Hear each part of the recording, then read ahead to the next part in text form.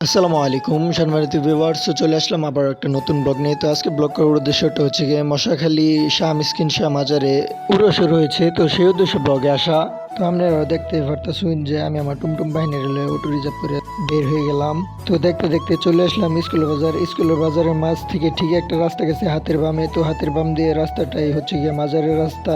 যদিও স্কুল বাজার থেকে মাজার বেশি দূরে না, 10-15 মিনিটের রাস্তা।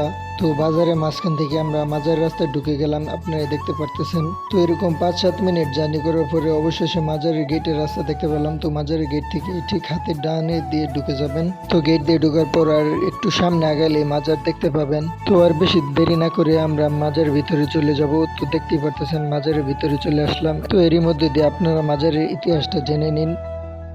ময়মনসিংহ জেলার দক্ষিণ গফরগাঁও উপজেলার মশাখালী ইউনিয়নে এক শান্ত গ্রামে দাঁড়িয়ে আছে শত বছরের ইতিহাস। এটা হযরত শাহ মিসকিন রহমতুল্লাহি আলাইহির মাজার শরীফ। এলাকার মানুষের কাছে তিনি শুধু একজন অলি না, তিনি রহমত আর বরকতের প্রতীক। প্রতি বছরই এখানে উরস শরীফ হয়। দেশের দূর দূরান্ত থেকে মানুষ আসে জিকির দোয়া আর মিলাদে শরীক হতে। তো সেই উদ্দেশ্যে অনেক দোকানপাটও বসে, আপনারাই দেখে নিন।